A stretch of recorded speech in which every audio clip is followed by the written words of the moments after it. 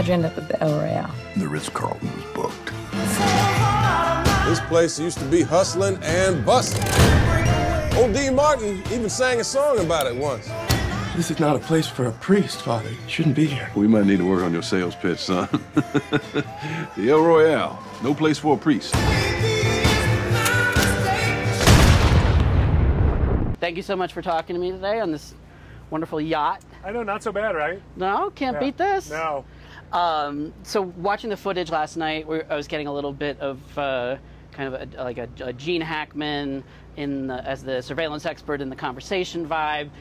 Can you give our audience like a little bit more of like a movie mixtape for like to kind of give them an idea of what to expect from this movie?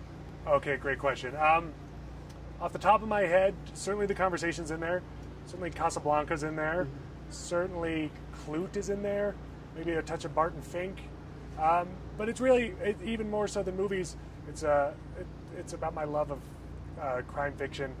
Authors like Dashiell Hammett, Flannery O'Connor, Graham Greene, James Ellroy, very much were hugely influential to me as both a writer and a filmmaker.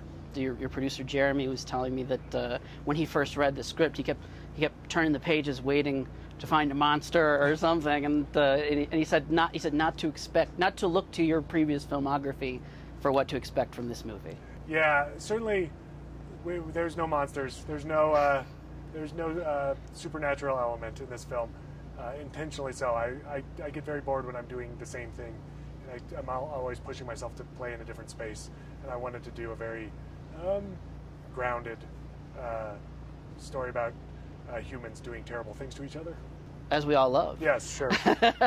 but these kinds of movies, those kind of more contained character pieces, are becoming more and more scarce these days when the studios are pushing for IP and big projects or like horror, low budget horror, like to do like sort of a mid-budget thriller with an ensemble cast. How do you pitch Fox and say, I believe that this is the kind of thing that you should put a mid-budget into, and that and the audiences will show up for in the theater? Yeah, look, I've learned every single thing I've done in my career has seemed like a bad idea at the time. Mm-hmm. It really has. It has not been fashionable, and I've just learned to not worry about it too much. Mm-hmm. I've learned just keep your head down, write the movie you want to see, and hope for the best. Certainly in this case, I knew it wouldn't pitch. I needed to put my money where my mouth was and just write the script. Mm-hmm. And so I wrote the script. I did the budget. I sort of figured out. I did a lot of work to give the studios sort of a safety net. Say, here's what I'm going to do. I don't want to surprise you. Mm-hmm. This is what I think it's going to cost. Let's go get some actors. Let's see if they're involved. Let's make this, give them opportunities to say yes. And luckily, more or less every studio in town wanted it. Mm-hmm. And I've had a great relationship with Fox. We did The Martian together, and it's been a very good home for me. So it felt like the right fit. There was a point when you were writing the script where you switched something up, and it was like, oh, and that opened up the world for you. Yeah. I don't want to spoil the movie, but like just as a screenwriter, like how have you learned to sort of identify those eureka moments where like, oh, this is a movie? Well, there's a sign. If I'm not excited to write a scene, or I keep stumbling on a scene, I mean, all writing's hard, but if you keep stumbling on a scene, there's usually a design flaw in there.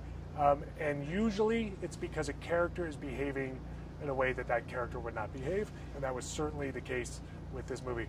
Once we've seen it, I'll tell you the part that I kept needing a character to do something for a plot reason, and I kept realizing the character wouldn't do that. So let's just have the character do what that character would do naturally and see where it takes us. And it changed the whole movie and took it to a whole different place, and it was a real lesson for me of always trust your characters.